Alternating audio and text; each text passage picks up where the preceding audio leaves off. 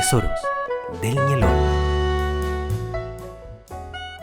Mari Compulamien, un saludo especial para todos nuestros seguidores y seguidoras de este hermoso programa Tesoros del Ñelol. Estamos en el mes de septiembre y es también el mes de la primavera, del Pehú, y es el mes en que se conmemora a la mujer indígena. Y para eso hemos traído una especial invitada, Christopher. Sí, bueno, comentarte también que en este capítulo ya número 19, en esta tarde de septiembre, estamos, ¿no es cierto?, conmemorando a la mujer indígena, y esta iniciativa, ¿no es cierto?, de Tesoros del Ñelol surge de la Secretaría Regional Ministerial de las Culturas, las Artes y el Patrimonio en convenio con Pabellón Araucanía. Y sí, una gran invitada, ya tuvimos la posibilidad de conversar con ella en alguna oportunidad, pero hoy la tenemos acá en el set. Me refiero a Carmen Ñancubil. Amiga, bienvenida a este espacio de conversación. ¿Cómo ha estado? Mari. Bien. Bien, he estado bien este tiempo. Qué bueno. Gracias por aceptar nuestra invitación, pues. No, muchas gracias a ustedes por invitarme. Fue como una sorpresa, así.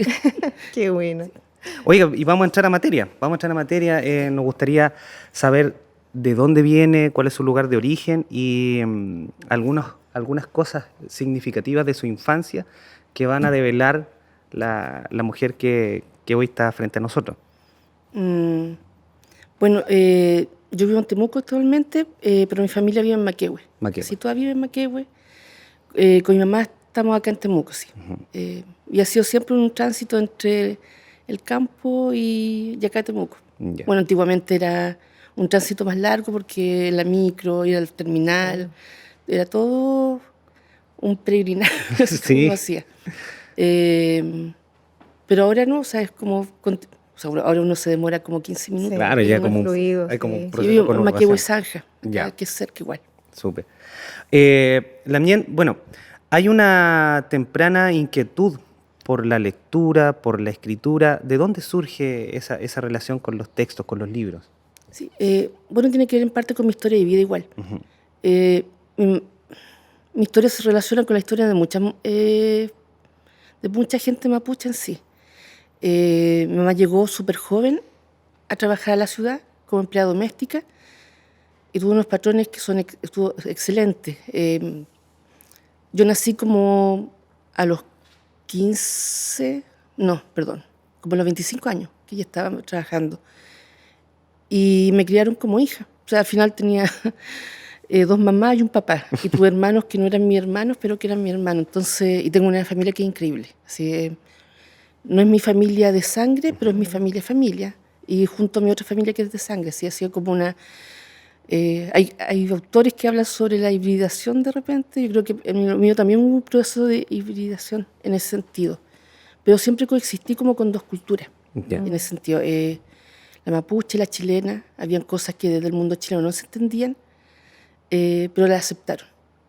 Y mi mamá también fue todo un reto para ella. O sea, mi mamá llegó sin hablar casi castellano, o sea, con su lengua. Y también, por eso decía, una historia parecida a la de muchos, porque yo tengo 52 ahora. Entonces he pasado proceso y mis amigos, la mayoría, tuvieron el mismo choque también que tuve yo de los padres protectores de no enseñar la lengua porque ellos aprendieron que en las escuelas que hablar su lengua no era bueno. Uh-huh. Y lo aprendieron muy fuerte. Se castigaba, además. Se castigaba. Uh-huh. Como se ha dicho, la letra se escribe con sangre. Uh-huh. Entonces, ese es como mi desde chica.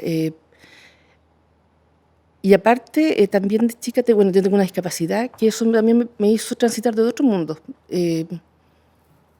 Nací con una discapacidad congénita en el 70, cuando no había Teletón, cuando no había esta mirada que ahora hay.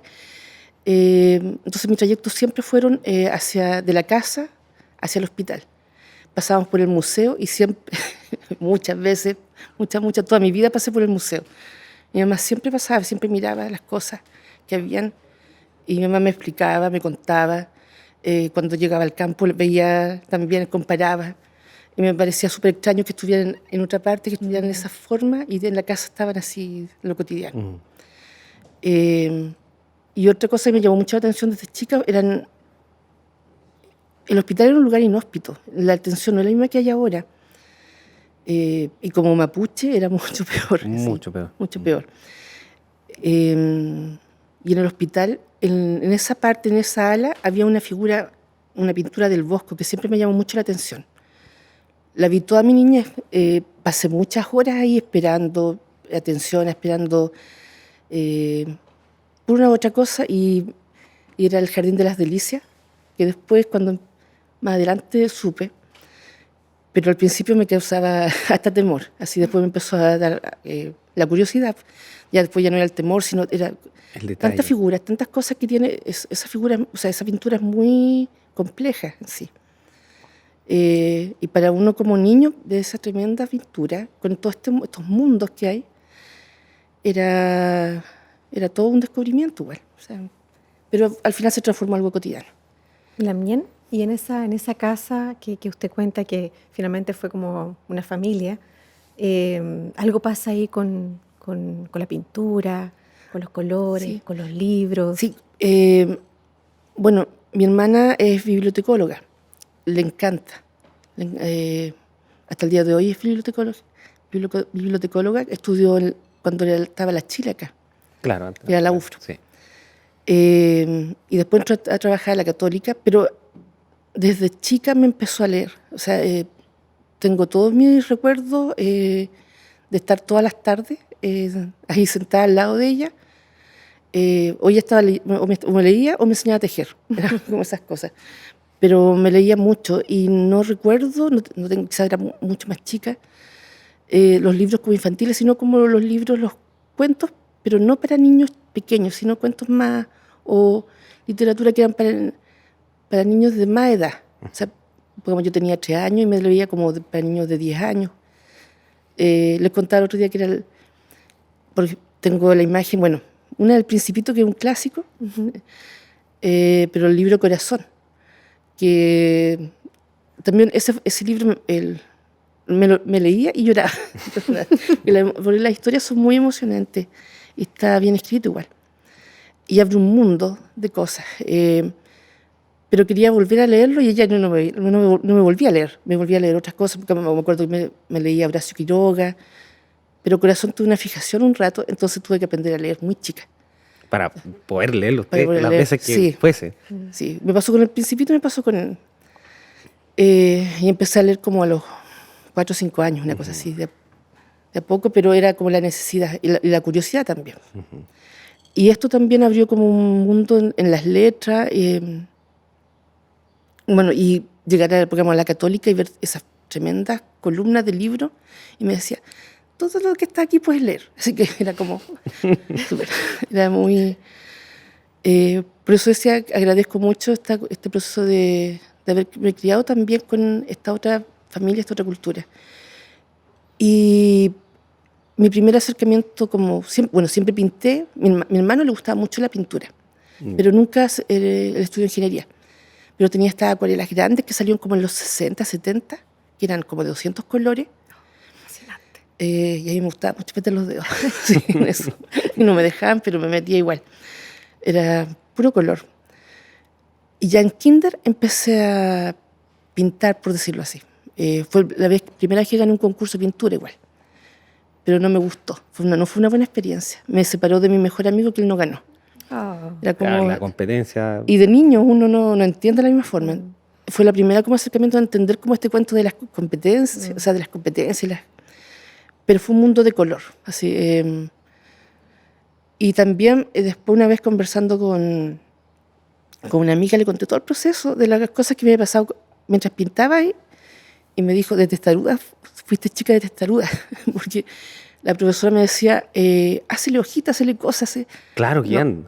claro, y no, yo hice lo que yo quise. Y fue como, por eso decía, mi familia me apoyó mucho en ese sentido, porque me acompañó mi papá y habló, perdón, no era kinder, era pre-kinder, era la escuela, era el kinder que quedaba en donde está el Policlínico Adventista ahora, donde estaba la Adventista en ese tiempo, uno que está en O'Higgins, Ya. como al frente de la escuela Millaray. Ah, el poniente. En ese tiempo. Y era 5 años, 6 años, algo así. Estamos en un proceso complicado. Mi familia de izquierda, con exiliados, y mi papá me acompañó a recibir el premio frente a todas las autoridades de ese tiempo, yo creo que para él fue... Varios militares ahí entre medio, claro, me imagino. Claro, yo no entendía por qué había sido tan hosco y tan prepotente, tan... No me gustó. Me gustó el libro, sí, me regalaron. Pero era un libro como más para niños más chicos, pero igual era entretenido. Esos fueron como el primer acercamiento como a la pintura en sí. Siempre pinté. Como les decía, mi discapacidad de repente me hizo ser más callada, más tímida, y tampoco me gustaba hablar. No sé si me acostumbré a no hablar, y la pintura era como mi medio de hablar, al igual que la escritura. No me acomodaba hablar. De hecho, no tengo como recuerdos de mi voz en sí. Y creo que era mucho gesto, así más que de hablar. Y ya se estaba viendo en la pintura, en el dibujo, claro. Toda la expresión estaba, o sea, lo teñía de colores, Sí. esa era la forma de exprimirse. También, y en este ambiente que usted menciona como también una especie de hibridaje, de viaje entre dos mundos, entre los chilenos y los mapuches, usted también empieza a autoconocerse, autorreconocerse en su calidad como de mujer indígena, de niña mapuche en aquel tiempo. ¿Cómo fue también ese tránsito? Sabes que yo creo que estos procesos vienen más adelante, porque, como les decía, en kinder fue el primer concurso que participé, y después, como a los 8 años, fue el último concurso que participé, que por decisión. Ahí sí me gané un premio que les contaba, que era súper importante, porque estamos hablando de 78 aproximadamente. Me gané una caja de colores, la Pia Cripto alemana, que la revisé porque la traje. Son 24 colores, escrito con 4 idiomas, en un 78, cuando la Pia Cripto eran de 4 colores. Era lo que llegaba acá. Yo tenía uno de 24 donde había colores salmón, colores turquesa, amarillo, naranjo, grises. Pero, o sea, la gama era increíble. Y más encima escrito en distintos idiomas. Y yo tenía otro idioma aparte. Entonces, además. Pero sí fue lo último, porque hay algo que no me gustó ahí. Y tomé como decisión no hacerlo. Entonces, por eso te decía, de repente hay cosas que en ese tiempo hice, pero que no las reconocí, no tomé conciencia hasta después, mucho más tarde. Esto de este tránsito lo vengo a hacer después, o sea, ni siquiera cuando era adolescente, por el momento político que vivíamos también. Claro. O sea, yo tenía 16 años, el 86. Acá el 86, por ejemplo, hubo el palo del 2 y 3 de julio, que fue súper grande acá. Sí. El otro día me juntaba con mis amigos de ese tiempo, que son amigos entrañables, y tenemos una confianza que es distinta a la que teníamos con nuestros vecinos, por ejemplo. Entonces, y aparte que como que toda la gente se polarizaba para un sector, se polarizaba para otro. Después de los 90 viene un proceso que es de empezar a reconocer las diferencias, las necesidades individuales de distintos sectores, ya sean, distintos sectores así de la sociedad chilena. Y dentro de eso, como mapuche, uno también empieza un proceso de diferenciación. Pero yo en ese tiempo, hay poca gente que sabe, yo estudié 2 veces arte. Ya. No estudié una sola vez. Primero estudié filosofía, estuve casi 2 años, hasta que me di cuenta que lo que hacía era como mi aire, y me estaba ahogando.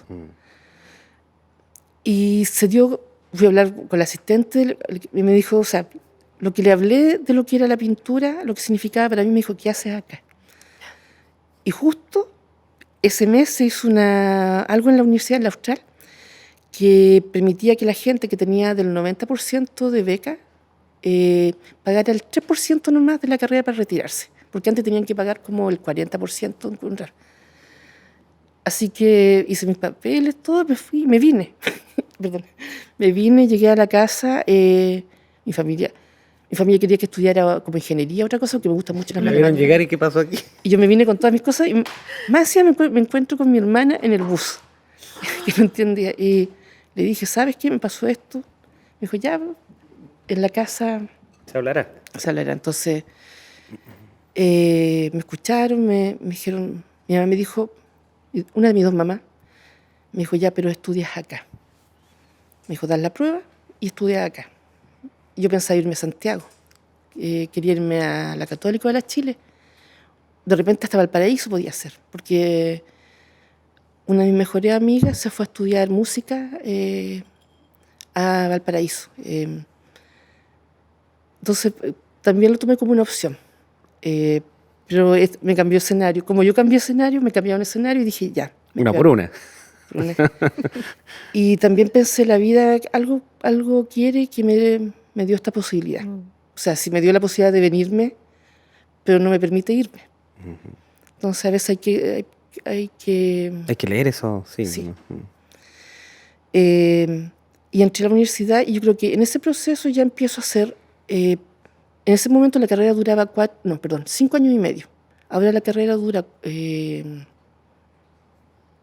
no sé cuánto está durando en este momento, creo que dura como 3 años.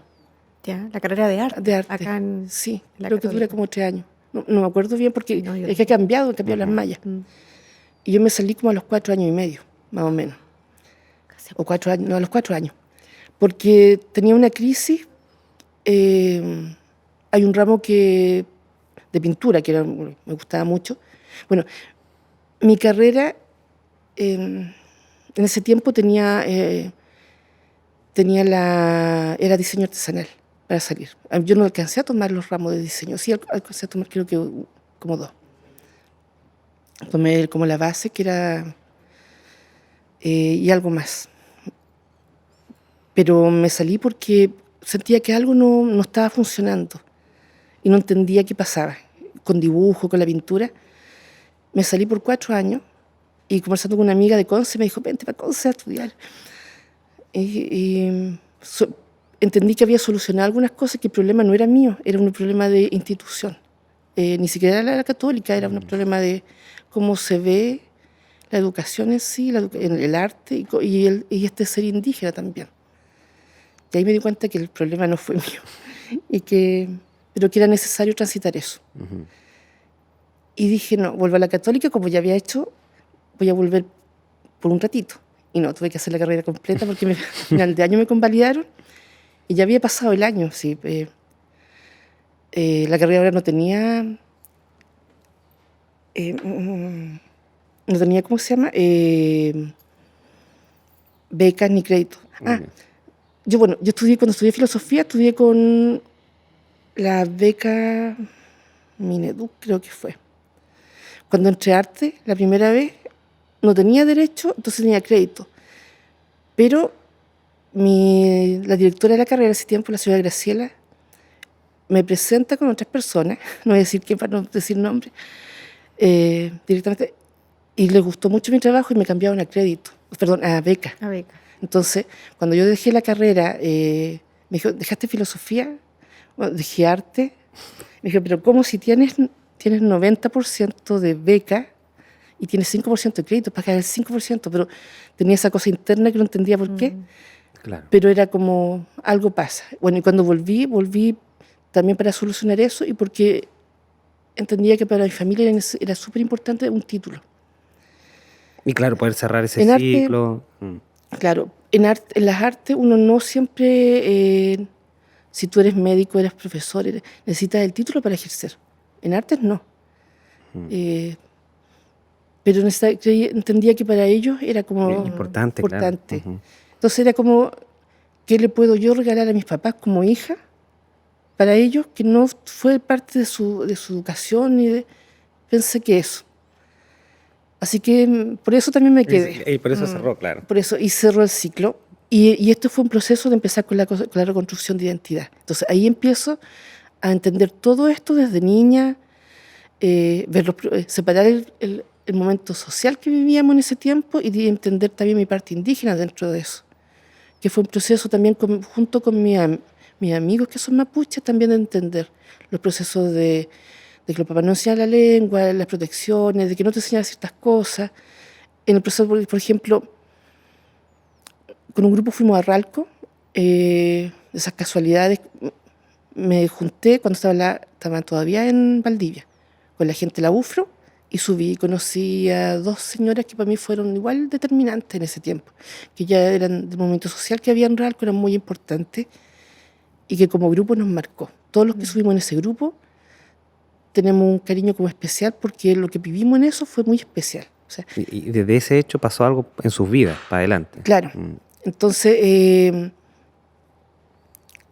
bueno, son todas estas cosas que van haciendo entender cómo viene este cuento de la identidad y entender la reconstrucción de identidad dentro de eso. Pues te decía que la vida de repente va a dar señales. Yo no sabía, o sea, no tenía idea de este viaje a Ralco. Una de mis mejores amigas justo estaba trabajando en un instituto indígena y me invitó. Y me encontré con gente que había conocido en la básica, en la media. Ella lo mismo. Y la gente que yo conocía, se la presenté a ella, y la gente que ella conocía, me la presentaba así. Pero estábamos todos como medio entrelazados. Y fue una buena experiencia para ver otro territorio. Y también la gente, porque era como, cuando uno va a otro lugar que no es donde tú vienes, son otras energías. Entonces siempre te enseñan, cuando tú vas a una parte tienes que pedir permiso, tienes que hacer esto otro. Pero bueno, yo trabajo con los EPEU. También por estas circunstancias de la vida llegué a los EPEU. Pero acá me tocó y me chocó porque donde yo vivo no hay agua, no hay río, no hay mar. Y me enfermé. Entonces una de mis amigas me dice, ¿nunca te lo dijo tu mamá, no, tus tíos? Nunca? Y después yo conversé con alguno, bueno, con mi mamá, y ella después se acordó, me dijo, hay un EPEU que habla de eso. Pero como nosotros no estamos ahí, es como una historia, un EPEU. Claro. No, si hubiéramos estado, hubiera sido un tramo. Distinto, claro. Esto me hace recordar la conversación que habíamos tenido con Alamín Huitraikeo, de la estructura del sistema de educación son tan rígidas que a veces hace perderse un poco el rol, sobre todo el artista, la mujer mapuche ahí dentro, cómo hay una serie de cuestionamientos y de pronto encontrar ahí una luz que permita generar esa autonomía, ese sello propio y empezar a hablar de arte indígena, de expresión indígena, de expresión de mujer mapuche a través de la pintura, tomarse de relatos, de peu, como dice usted. Es un tremendo proceso. Yo siento que es como una juguera de cosas que pasa ahí adentro, sí. y de pronto aparece. Sí, y hay peu que son muy antiguos, muy antiguos.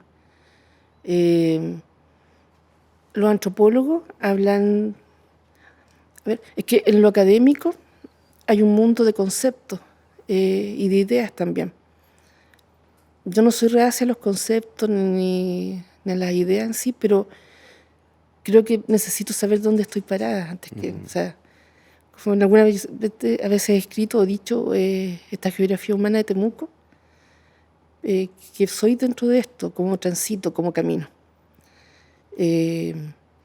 Soñamos de la misma manera, significa las mismas cosas. Para el mundo mapuche la percepción es algo tan real, es una forma de conocimiento igual. Para el mundo occidental no es de la misma forma, no siempre.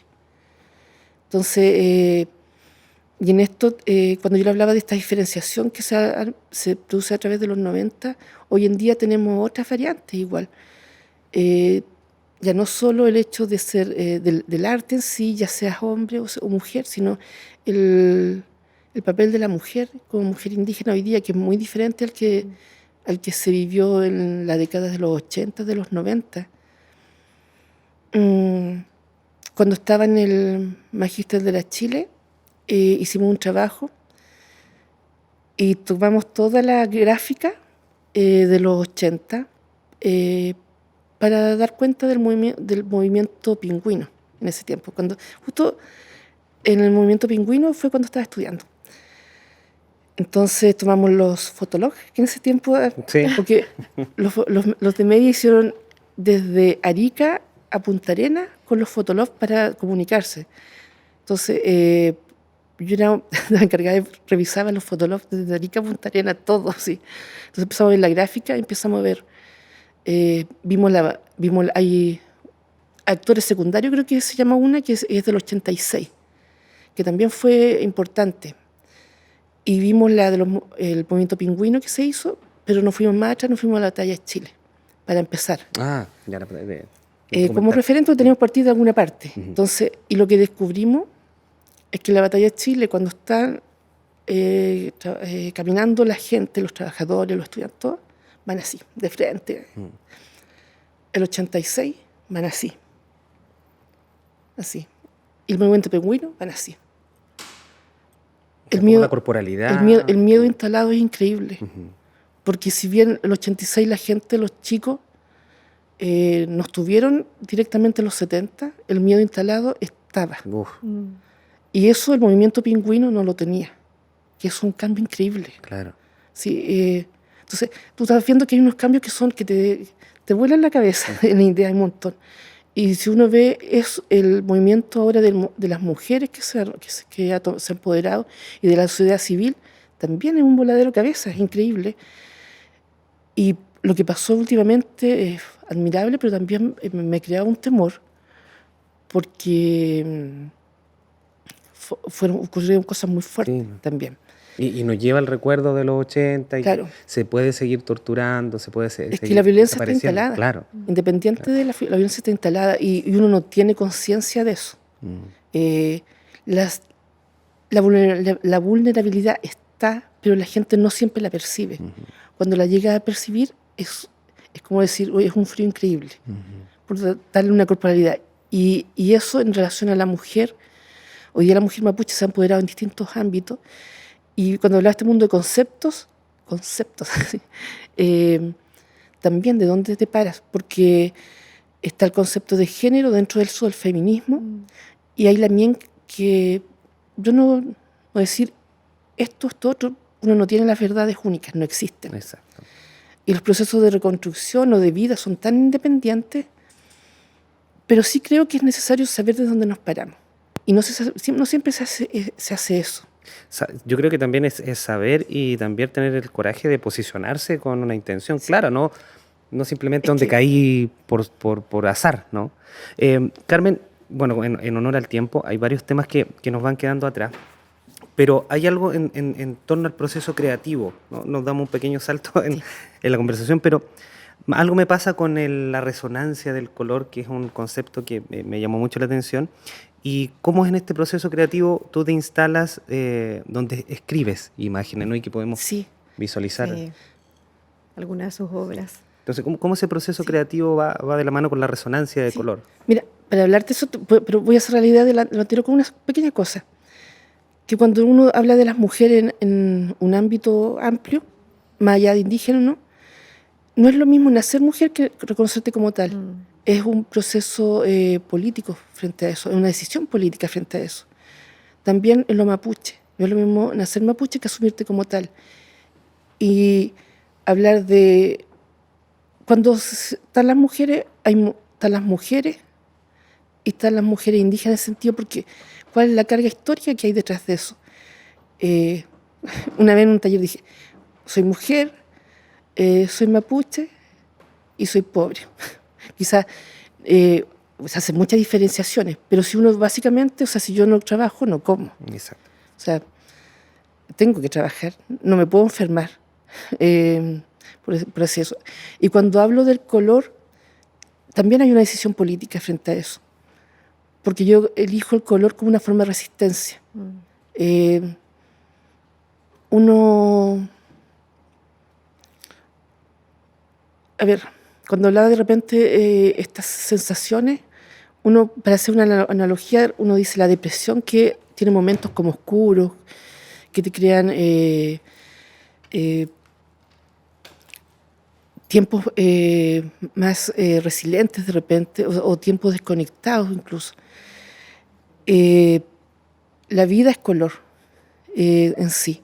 Entonces yo tomo eso como una forma también de posicionarme, de hacer esta... o sea, es como mi caballito de batalla, por decirlo así, de alguna forma. Y creo que el color, así como la música, no le veo mucha diferencia, porque creo que causan resonancia interna en las personas cuando lo miran, cuando lo escuchan. La música tiene un cierto color y el color tiene una cierta musicalidad. La cultura occidental ha separado más las artes. Las artes no son tan separadas. Clasificarla. Sí, yo creo que para los que son músicos, para los que son actores, tienen de repente esta variable que transitan entre más de una disciplina sin darse cuenta incluso a veces. A veces toman conciencia, pero desembocan más en una. Pero yo creo que esa es una de las diferencias también dentro de lo occidental y lo mapuche. En el mundo mapuche hay elementos que son súper característicos. Bueno, la cosmovisión como un principio regidor igual. Y dentro de eso la dualidad también. Entonces siempre no hay una sola cosa. Continuamente todo acto que uno hace está vinculado con otra. Y si hablamos en términos de lo que son las artes, sea la arte o sea otra disciplina, otro oficio, en sí son herramientas también. Son herramientas de comunicación. El médico se comunica a través de sus manos sanando, de alguna manera. Había algo interesante que nos decía el otro día, ¿no es cierto?, de el relato. Tu oralidad está en tus cuadros, ¿no? Nunca perdiste la oralidad en términos como simbólicos, porque no estamos hablando de la palabra propiamente tal, sino como el vehículo a través de la pintura y el color se manifiesta tu decir. Y que a veces no es tan consciente. Sí. No es tan consciente el momento en el cual se trabaja, se dibuja. Sí. Lo que pasa es que yo, cuando uno se define, ¿cómo me defino al final? O sea, lo que estoy consciente, que tiene también que ver con este pasado histórico, yo pude haber sido parte de algún partido político, pude haber militado, y puedo elegir entre una serie de cosas, pero a lo básico hay dos cosas que son seguras. Una es que soy mujer y otra que soy mapuche. Entonces, si yo seguía con ese partido, era como una doble militancia, por decirlo así. No es lo exacto, pero tengo opciones. Por ejemplo, puedo optar, si me voy a España, puedo ser española si estoy un tiempo. Si me voy a Canadá, lo mismo. Si estoy acá, puedo participar en este partido, este otro. Tengo opciones. Pero los mapuches no tengo opción. Yo soy mapuche, tengo la opción de reconocerme o no reconocerme, pero no hay opción. Y en este tránsito de la oralidad, todas son historias, por eso tomo los EPU, porque son historias que he escuchado desde chica. No siempre entendía que eran EPU, cuando mi abuelito caminábamos, me contaba cosas, no entendía que eran EPU, simplemente era parte de lo que era su vivencia. Cuando me hablaba de las lunas para la siembra, no me hablaba de los periodos, porque hay periodos para... Claro. Pero no, él me hablaba de las lunas. Él tenía una forma que tenía relación con las lunas para sembrar. Y distintas cosas. Entonces, toda esta oralidad, mi abuelita nunca habló castellano. Nunca quiso. Mi abuelito sí, mi familia en general sí. Y toda esta oralidad está en un continuo. Entonces lo que yo ahora hago, es tan extraño cuando uno entra a la academia porque por ejemplo, te obligan a firmar las obras, o sea, tienes que firmar las obras. Si tú vas a vender algo, la persona quiere que tú firmes. Por eso quizás me cuesta tanto vender, no me gusta vender. Porque tienes que tomar derecho de autor de algo que ha sido tan colectivo, de toda esa historia, hacerme dueña. Claro, Es posesión. Posesión, así. Es como extraño. Que fluido se hace la colectividad en ese sentido y lo individual que se estanca de alguna manera. Entonces, esta oralidad, de alguna manera, sigue. Yo, cuando me preguntan, puedo decir ya, dentro de la formalidad, pintora o artista visual, mapuche, pero al final soy narradora, comunico. Claro. Y este es mi Con un formato. método Este es el formato. Otros tienen la voz, otro formato, otros tienen la música, otro formato. Hacemos lo mismo. Un medio. Claro. Sí. Un medio. Y la mayoría de las cosas son medios. Este último tiempo estaba viendo, nada que ver, pero estaba viendo mucho con lo de las computadoras, los programas. Y igual hay programas que son increíbles, que tú creas mundos, medios, lenguaje, Claro. así. Sentimos, ¿no? Con Jessica que todos estos medios, tu posicionamiento político, el ser mujer, el ser mapuche, desembocan en el fondo a este concepto de reconstrucción de identidad, ¿no? Como ahí donde está el sustento de todo esto, porque la búsqueda es constante, ¿no? No son episodios nomás, sino la reconstrucción está por sobre todo lo complejo que eres, ¿no? Pero frente a eso también existe, como tú decías, de firmar las obras, está lo colectivo, y hay un sueño, hay un anhelo, y también se subdivide en los anhelos particulares, pero también hay anhelos colectivos, un sueño, un anhelo que esté en ese camino, Carmen. Sí, o sea, hay anhelos colectivos que me encantarían, pero que son muy difíciles porque no dependen solo de mí, por mucho que yo trabaje, ahí tiene que haber un cambio. Y dentro de eso son bastantes, así, bastantes. Pero uno que es particular, que también es difícil, que tampoco depende solo de mí, pero que es como un sueño, creo que me gustaría como un espacio de creadores, no en sí de arte visual, sino de creadores mapuches que vayan en la colectividad abrazándose, creando, entendiendo, reconociéndose, reconstruyendo, porque la reconstrucción también es colectiva. Tiene que ver también con la palabra. En el mundo occidental existe lo plural, lo singular. En el mundo mapuche existe lo singular, lo plural y lo dual. El nosotros, que es presente, continuo. Y a eso me refiero. Hay cosas que por mucha reconstrucción que yo haga individualmente se necesita lo colectivo también.